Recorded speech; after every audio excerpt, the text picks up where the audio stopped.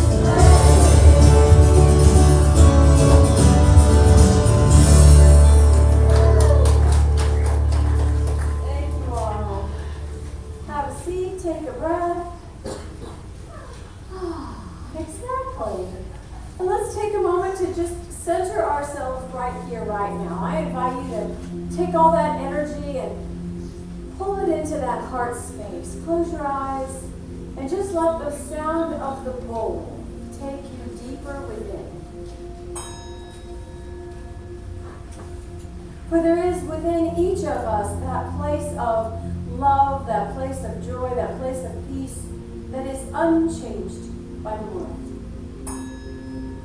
And it is from this place that you and I remember that we are one with the Spirit.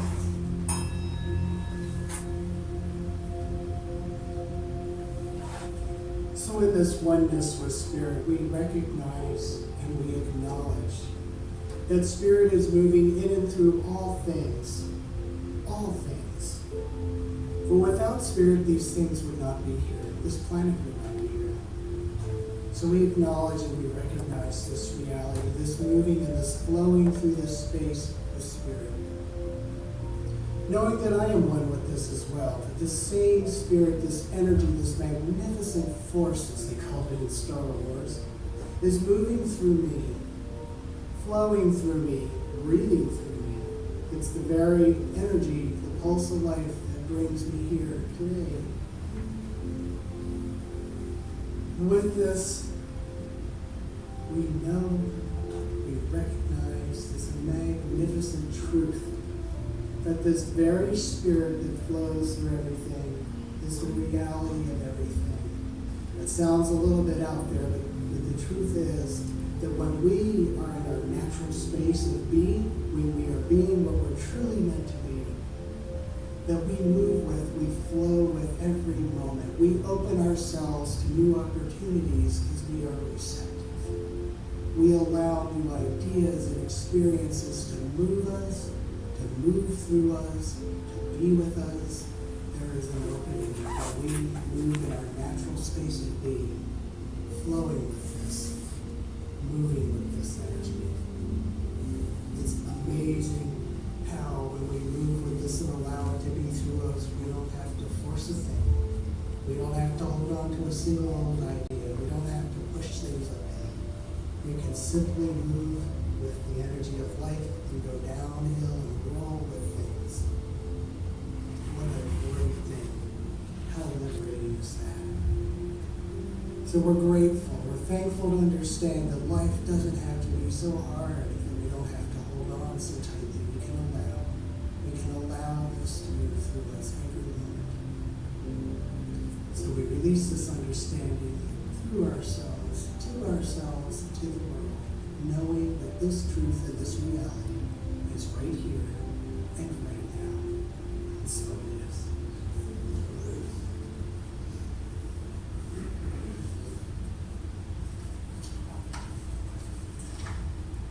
Quite a few things here. I'll read them all. But it's in a very large font, so it looks like much more than it is. Because when you start to get a little bit older, you need things printed very large. And you just go with the flow and make a bigger font. So, the first thing that I'm going to read to you is written by Susie Cossum. She's an American writer. And the title of it is Rise Up and Salute the Sun, the writings of Susie Cossum. And this is what she says. We awaken by asking the right questions. We awaken when we see knowledge being spread that goes against our own personal experiences. We awaken when we see popular opinion being wrong, but accepted as being right. And what is right being pushed as being wrong. We awaken by seeking answers in corners that are not popular. And we awaken by turning on the light inside and everything outside feels dark. Oh, I love that one. This next one is from Thank and Grow Rich, and it's by Pam Brown. It's a very short one, but I love it. Judge not means more than refraining from judging others. It also means keeping your consciousness open. And dare I say, going with the flow when it's open. This next one is by Roger Teal, and This Life is Joy. Beware of letting current mindsets destroy new possibilities. Remember, most good new ideas seem outrageous and unlikely at first. Make sure to give ideas some breathing room before discarding them. I love that. Make sure to give ideas some breathing room before discarding them. That's a good reminder for me. This last one is from Radical Amazement. And the author is Judy Canotto. She is also an educator. The first major figure to emerge in the Middle Ages was the Polish astronomer Nicholas Copernicus. Just before his death, Copernicus published De Revolutionibus Orbium Coelestium, on the revolution of the celestial spheres, in which he proposed that The Earth rotates on its own axis once each day and revolves around the sun once a year. Copernicus upset two prevailing views: that the Earth was fixed in place and that she was the center of the cosmos. Copernicus still believed that the distant stars were a fixed band of celestial bodies that formed a belt around our solar system. Although De Revolutionibus was dedicated to Pope Paul III, it was placed on the Index of Forbidden Books in 1616 and not removed until 1835. Can you believe that? Seriously. So why were the astronomers' ideas so dangerously heretical? And why? Copernicus' revelation was just merely a fascinating astronomical discovery, right? It changed the way human beings viewed themselves. It changed the way human beings viewed themselves. Our Christian creation stories have been interpreted in a way that placed human beings at the center of the universe, appointed by the divine to have dominion over the created world. What a shock it was to discover that we are not the axis of the universe after all.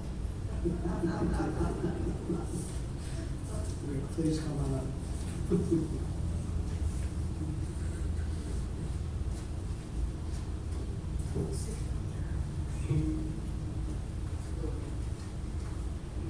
Well, when you have a toothache, that's the center of the universe.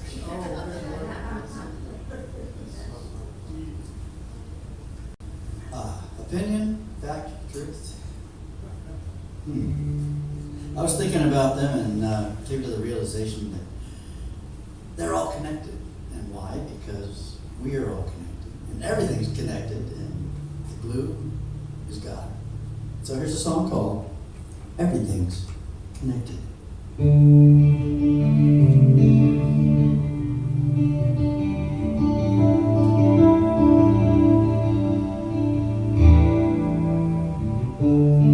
Somewhere there's a cloud in the sky,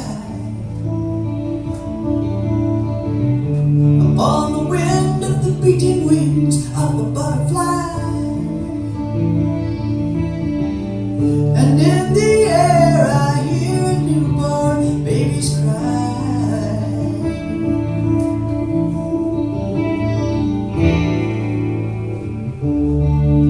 The ripples on the surface of a pond,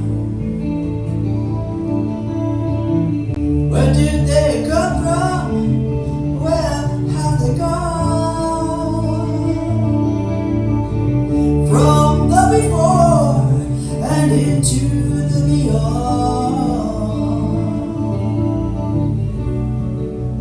Everything's connected in the holy bond of love.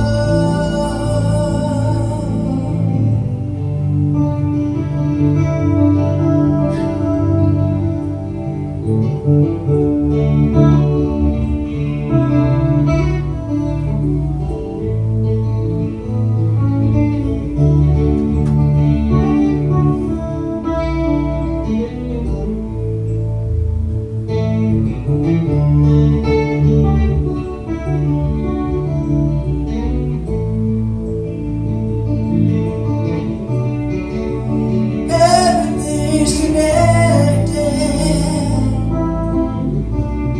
with a golden thread of truth.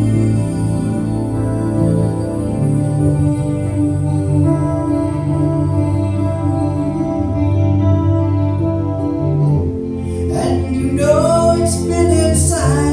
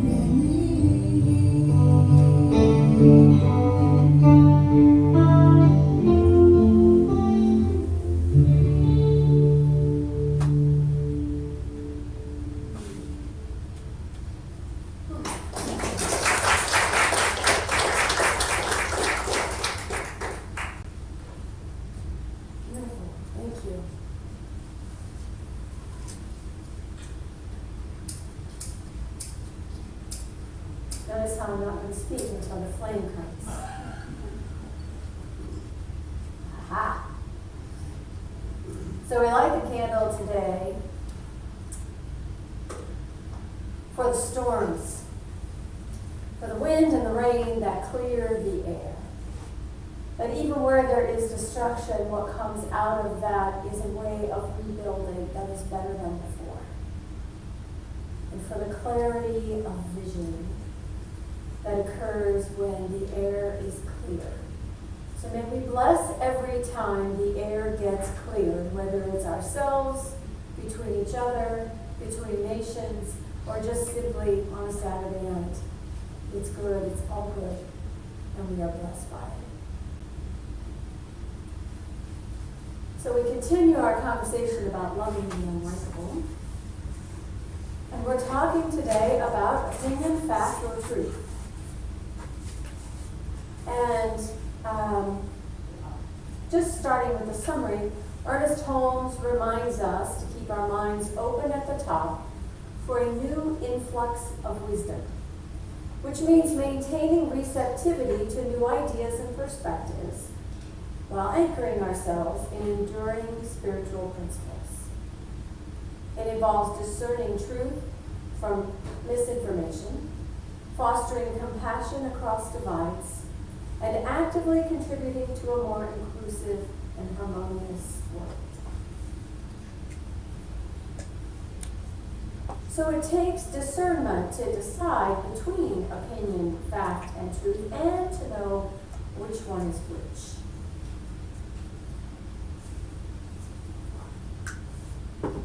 So let's start with what they are, an opinion. We all have them. And they're defined as a personal belief or viewpoint or judgment that varies from person to person, and it's shaped by our individual experiences, by the cultures we grow up in, by our emotional landscape, by the perspective from where we're standing right now.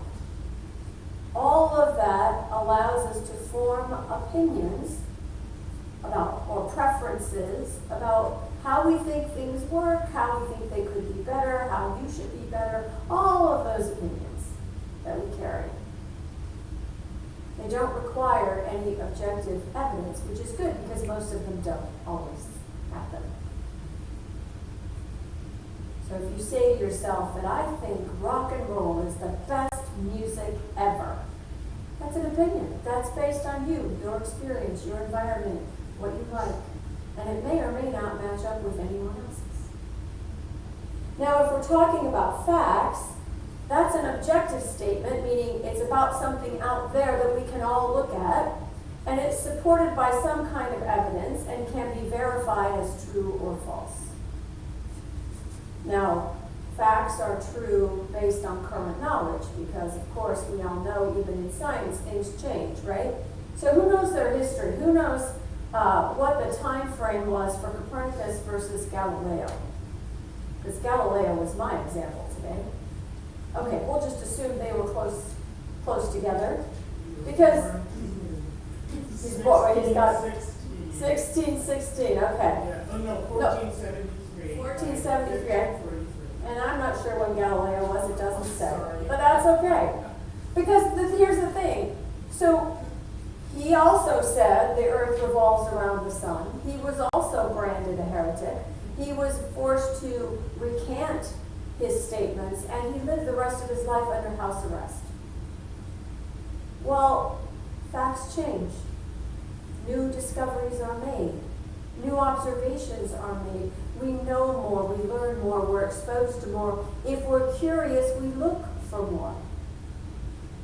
So emerging information can change our long-held belief, so to speak, in what is factual and what is not. Now, truth usually refers to immutable spiritual truths and principles. In other words, things that are the same all the time, regardless of circumstances. Spiritual truths don't change, but our relationship to them and our understanding of spiritual truth does change because we change. And we'll talk a little more about that in a minute. So if we are looking at opinions or listening to opinions and observing facts and exploring truth, what happens is we form our belief system out of those things. Now, a lot of beliefs are formed unconsciously, right? We absorb the way we're raised. We absorb the values of the country or the community that we're raised in. We form our own opinions based on what happens to us as we're growing up. We're shaped by the way we are living and what environment we're living in. But Ernest Holmes reminds us that we live in our consciousness. In other words, we live in our sensibility of who we are and who we are in the world, right? We live in our consciousness, so it follows that if we have a change of consciousness, we will have a change in outward manifestation. Hence, we arrive at the idea that man lives in and by his beliefs and opinions, and that if he changes beliefs and opinions, then there would be an outward change that corresponds to the inner change. So the thing about opinions and beliefs is that they can be changed. And when we are conscious of them and why we have them or where they came from, we can choose again if we still want them, if they still apply to us. So I'm just going to ask you, when have you changed an opinion about something? What's the time that you changed an opinion? Yesterday. Yesterday? How so? What opinion did you change, Graham? The idea that I could start a new relationship at 78. Oh, all right then. For the positive, I'm hoping, yes? Yeah. You know, we carry things that we just assume are the way it is until we see something or feel something differently. Who else? Who else has changed an opinion?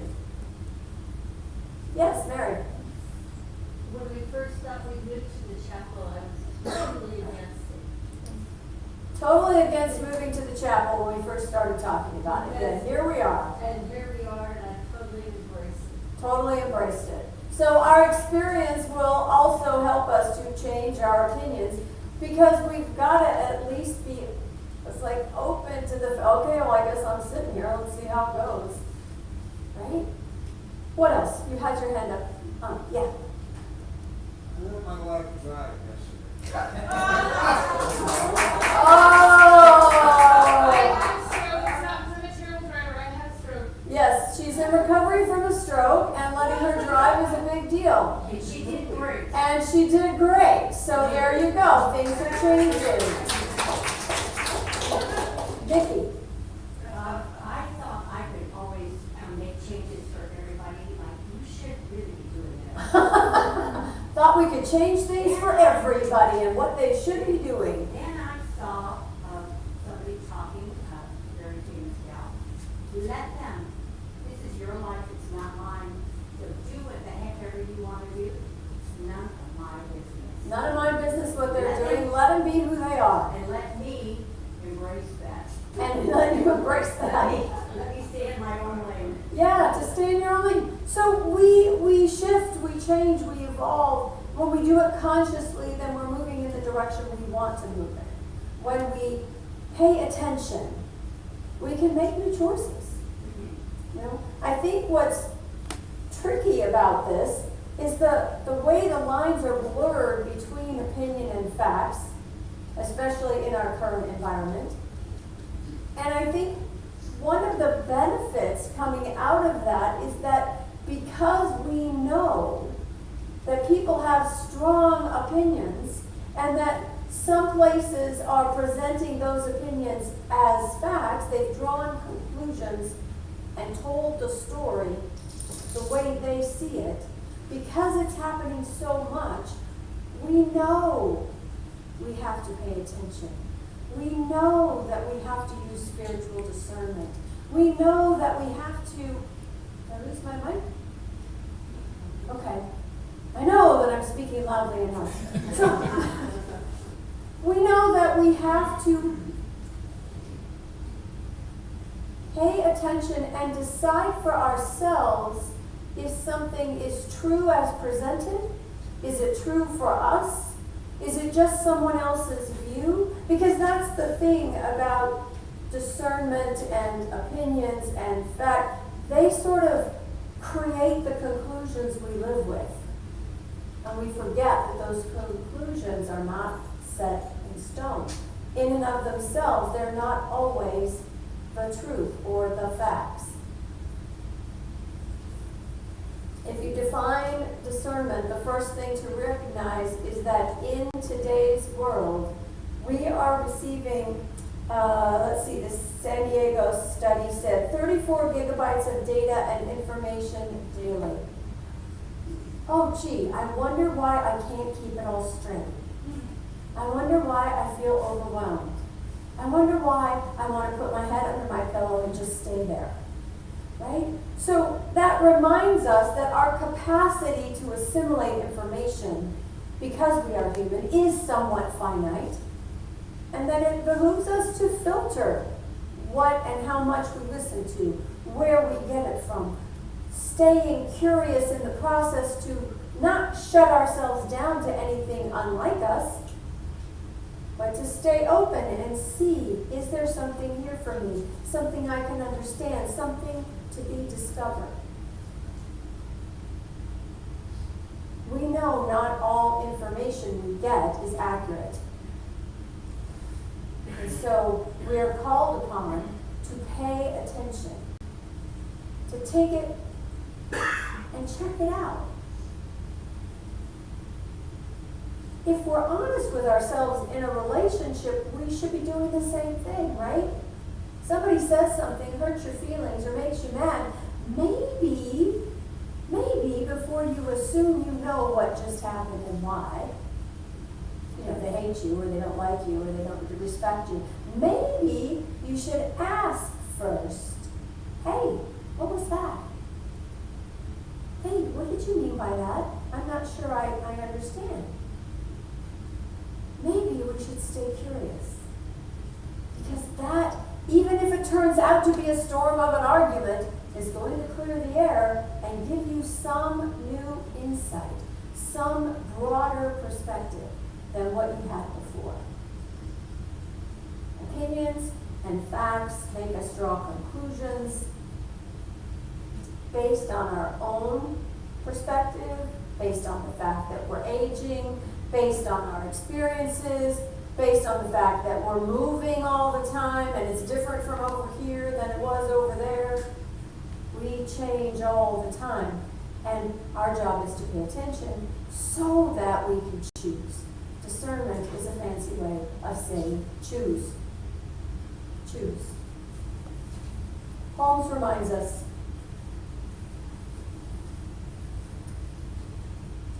that our lives and experiences may be very well likened to a river. If we stand on the bank of a river and watch it flow by, we become aware of the fact that the river never changes, but that its content is always new.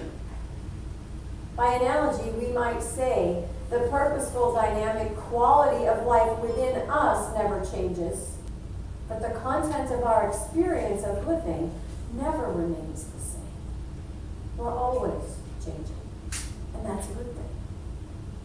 Now, we said that truth was an infinite principle, something that doesn't change. Wait for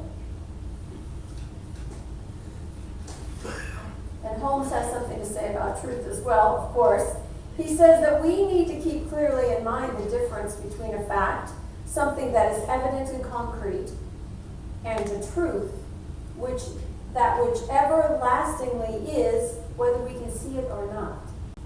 The definition of truth is what that is.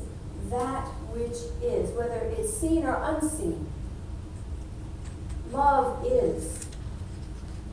Peace is. Connection is.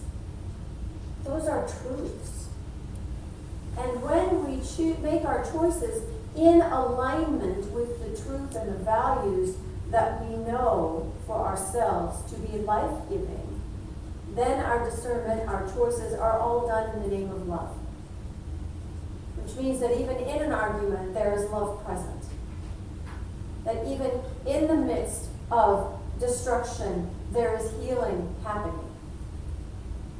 Because those things are. Wholeness is. So when has your understanding of truth or relationship with truth shifted? Where in your life has that changed? What did you think was true that you don't hold to be true now? Or maybe you see it differently.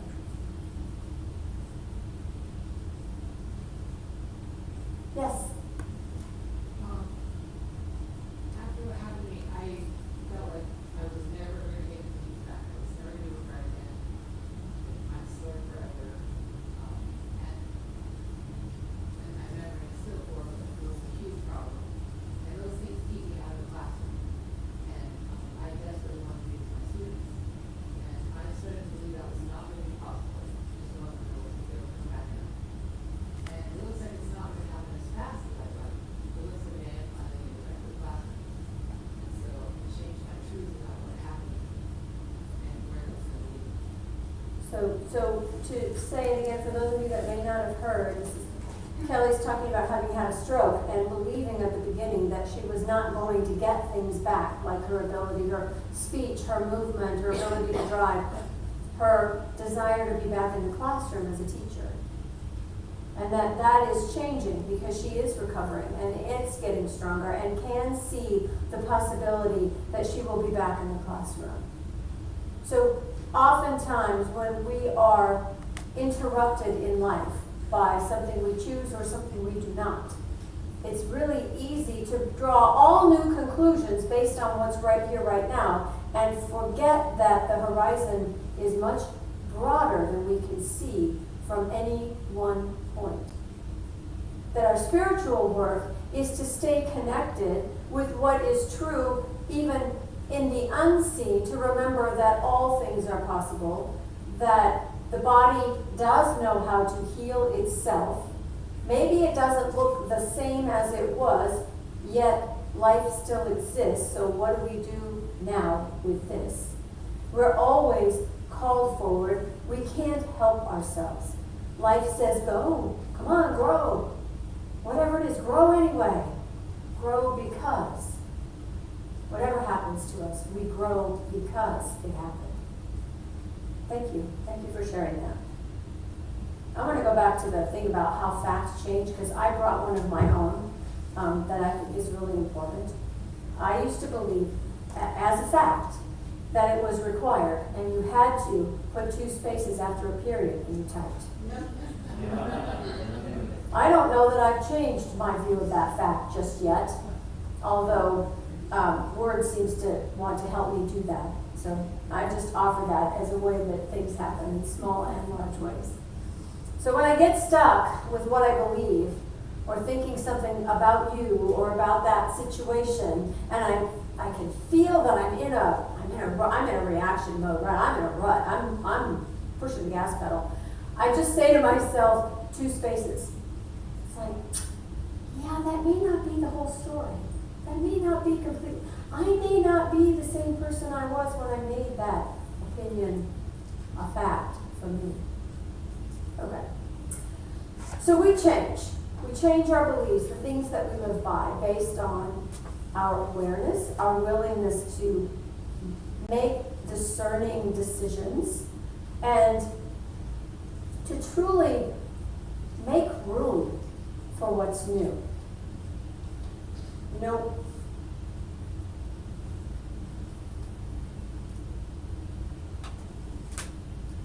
when we don't, when we dig our heels in, not that I'm sure I'm the only one that does that, when we get, anybody ever been told they were stubborn?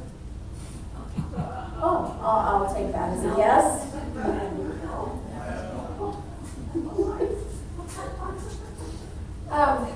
Why do we cling to things that maybe someone has shown us why it's not true, or that that's misinformation, or that story has been debunked, or Snopes says it's not real, why do we cling to it anyway? Because we don't want to be wrong. Because we're afraid of speaking up and saying to someone who still believes, I don't know, think of an old story that won't offend anybody or hurt anybody's feelings, that I can use it as an example. That what? The earth is flat. The earth is flat. Thank you, Grandma. That's what I needed. You know, there are people that believe that, and it's based on their experience and their limited vision, right? They believe what they see and nothing beyond that. Right? We're like that in some ways, everywhere, somewhere within us. And the thing is, if we know we're being stubborn, there's a little thing in the back of our mind that says, you know, you might just consider this a little bit. You might just consider that for hundreds of years science has told us something different and they have pictures to prove it. Unless you believe that all the astronaut stuff is fake too, but I can't help you with that. But we can change our values, but we've got to be willing to be brave. Because changing our minds out loud, saying to someone, you know, I used to think that way too, and now I don't. That takes courage. It's not comfortable. It's not the easy way. How many of you are spending a Thanksgiving with extended family? Anybody? Oh, a couple people. Anybody have those relatives still hanging around that you wonder how in the heck, what goes on in that head, and you're kind of glad you don't know? Yeah. If you're going to be brave, do it from love. If you're going to stand up and speak your own word of truth in order to maintain your sense of place in the world, do it with and from love. Like, pick your time. Don't try to embarrass somebody in the middle of a crowd. That'll just create a more escalated experience. So to take care of yourself, choose your time. Choose your conversation. Choose who else you want to have with you when you have this conversation. A lot of times in families, it's really good to have a buddy right next to you. Because it takes bravery to stand up for what we believe. It takes courage to say that we have changed our minds about something. And it takes a certain willingness to unlearn something that we learned so well to start with. You know, if you learn there were 9 planets in the solar system and now there's only 8, but maybe there's another 9th and we're still having a conversation about Pluto. If you can hold all of that as possibility, you're light years ahead of standing firm and saying, Pluto's a planet. You could do that, but where's the tension? Where's the stress? Where's the difficulty in your life? It's in you. It's in you. So, it all comes back to what we believe and why we believe it. It all comes back to making sure that we are using our ability to discern who is saying what, and how does that impact what we believe. It means that we use our spiritual practice to get in touch with what we believe and choose if it still serves us. And it's a reminder that, too, we need to be believed. I need people in my life that believe me when I say, this hurts my heart, or this is important to me. I need to be believed. Sometimes I even need to be disbelieved. If anybody's ever had a therapist, you know you get disbelieved all the time. You say you're fine and they don't believe you. And they're right. In that discomfort, if we're willing to be curious, if we're willing to sit in the mystery for a minute, chances are something else will become clear. We will become more clear. We can anchor ourselves in the truth that we are magnificent spiritual beings having this experience, that there is more going on than what can see. That there is a bigger story and that it is good. That we are part of the power of life that supports life, and we actively participate. All of these things are true. We need to stay curious. We need to choose courage over comfort. We need to be brave and let there be new information presented around the table, and to be willing to sit with it for a minute or 2 or 6, or however long dinner lasts on Thanksgiving, and see what's there for us, because something is. When we are centered in the love that we are, then we are aligning with that principle of truth. And that is our GPS. That is what guides the forming and the shaping of the beliefs that we carry and that we live by. We can love where we differ and allow truth of that love to be what takes us into our next opinion or our next observable fact or the next way in which we believe and live our lives as our highest and best. That's my wish for you this time. Namaste.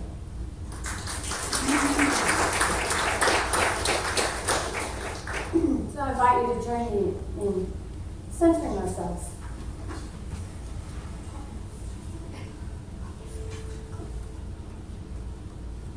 Breathing in this idea of changing our minds, allowing the new, blessing our own curiosity, making room for what is different. For what I know is that in spirit I am always safe, that the wisdom of life is available to me, that the connection I long for is a given, no matter who is around the table. I know that this power of life and love to create a better life, a better world, exists in and through me and in everyone else. And so I choose to be guided by the infinite principle of truth. That although opinions and beliefs and facts may change and evolve, love is still my North Star. Peace is still the path I walk. Generosity is still a way of life. Love is the energy of all things, even the storms. And I know, too, that everyone I meet is walking through their own storm, their own indecision, their own disbelief, their own rabbit belief. Everybody walks through all of these things. And in that we are connected. And from that connection, I move with compassion and kindness, and I recognize it in others. For there is a power in receiving, the outstretched hand, the offer of help, the willingness to discuss. That glue that keeps us seeking each other's heart, binding us together, reminding us that we are one community, one family, many opinions, and that's okay. And so I am blessed with gratitude. I bless everyone that passes through my life, knowing that I grow, knowing that they grow from having known me, knowing that together, messy as it may appear, the river is constant. The water flows. We are not alone in this. Basically, allow this discovery of life in a greater way to unfold. Keep my eyes and my heart and my mind open, trusting the good that continues to arrive and be experienced by me and everyone around me. For it is here that we are anchored in spirit, and it can only be good. And so it is.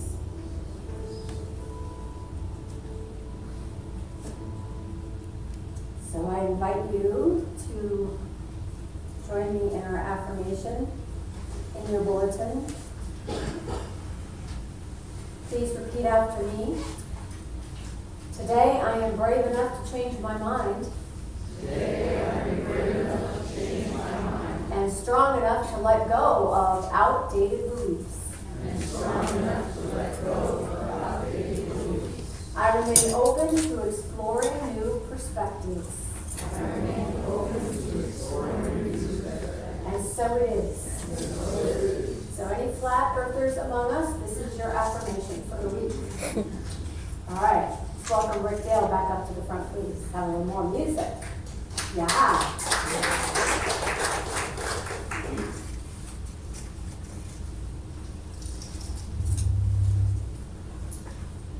When I got up this morning, it was my opinion that a black and white shirt would be the very best thing to wear this Sunday. But when I got here, I realized it was a fact, because I saw it on Tuesday. And then I thought about Pluto. And Pluto's a dog, but it's goofy. Anyway, no matter what shirt you wear, or what planet you're from, we can all love each other. And this song is called Get Together.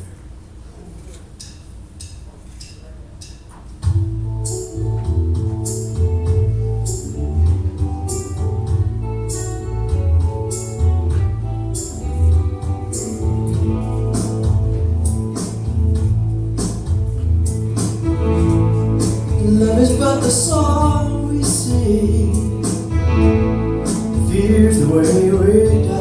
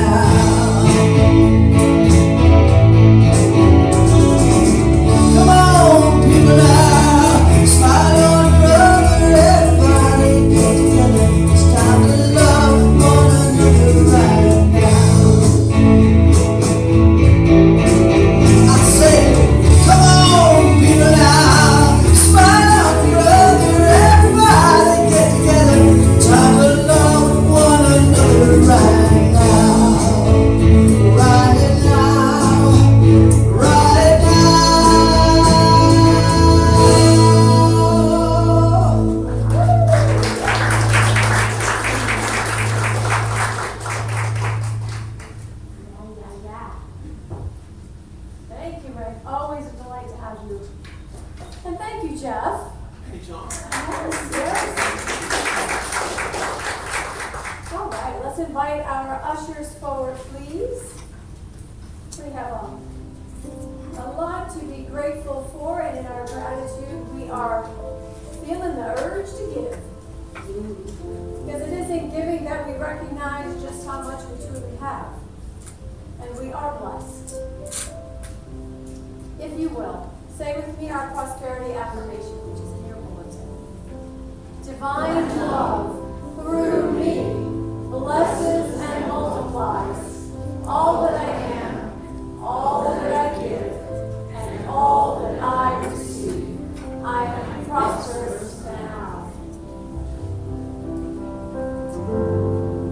Divine love through me blesses and multiplies all that I am, all that I give, and all that I receive.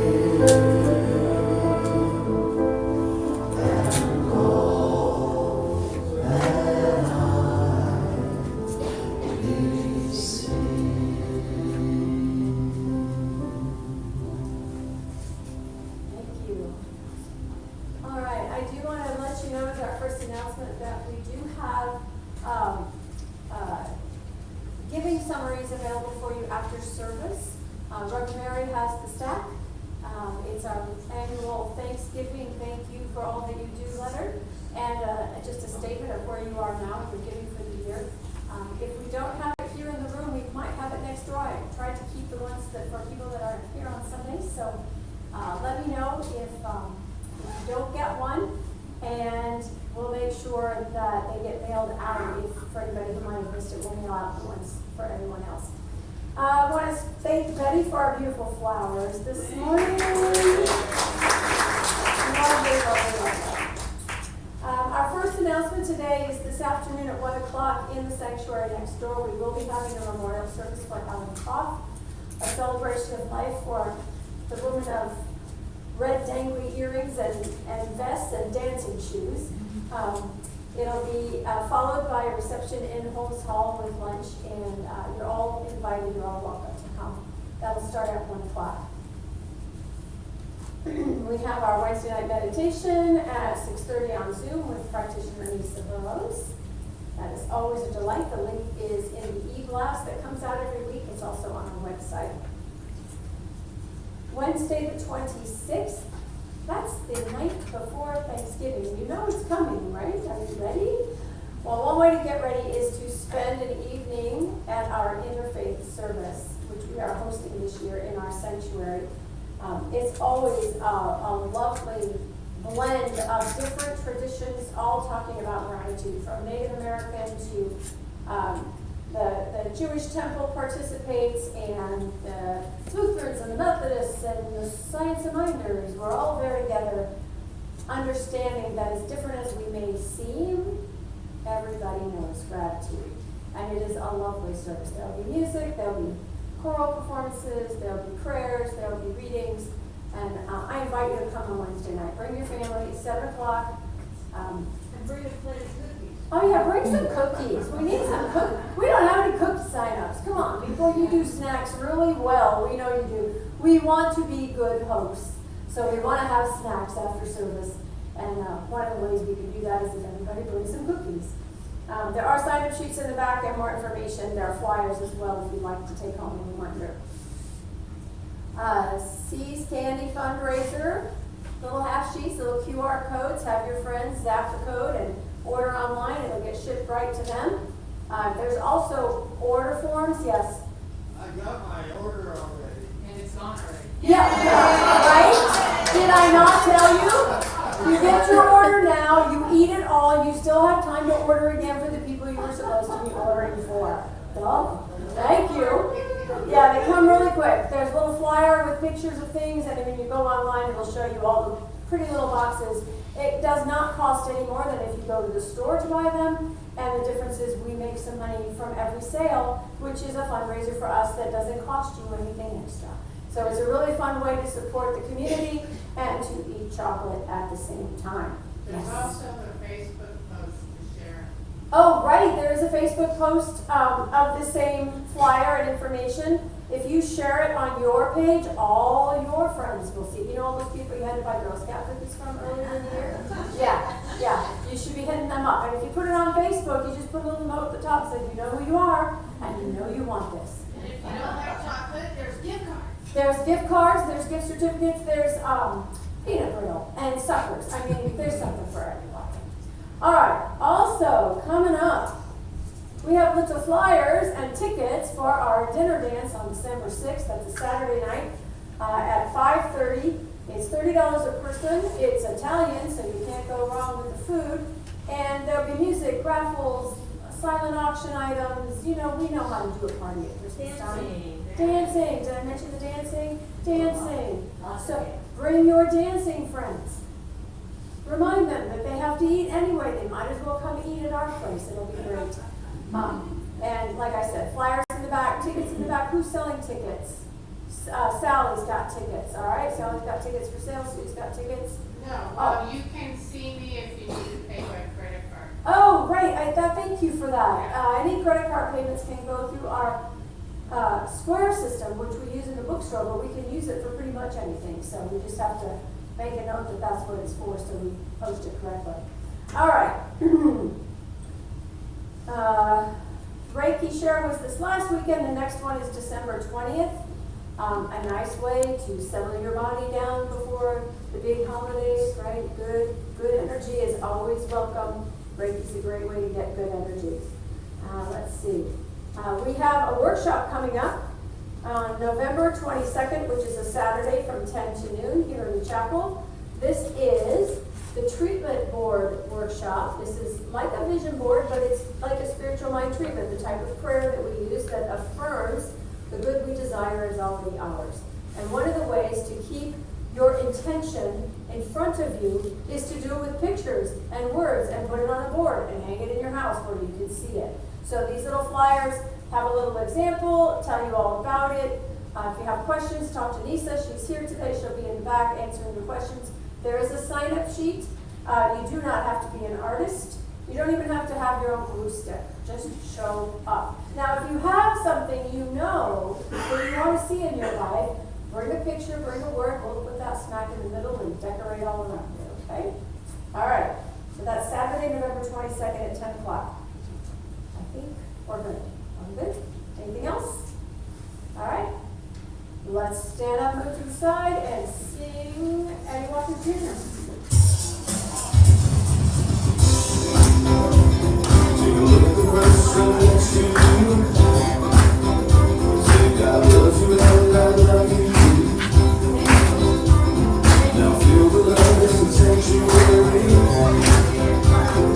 Lift your voice and repeat after me. We come together. We come together. We come together.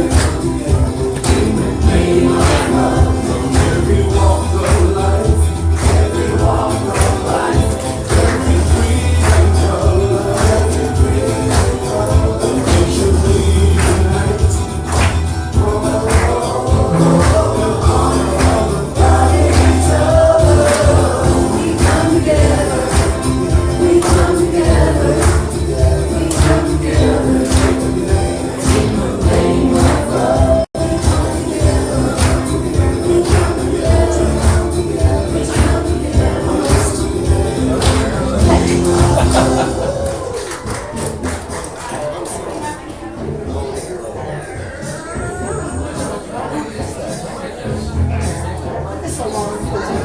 It's good that it's a long cord. I'm just not that tall. Thank you.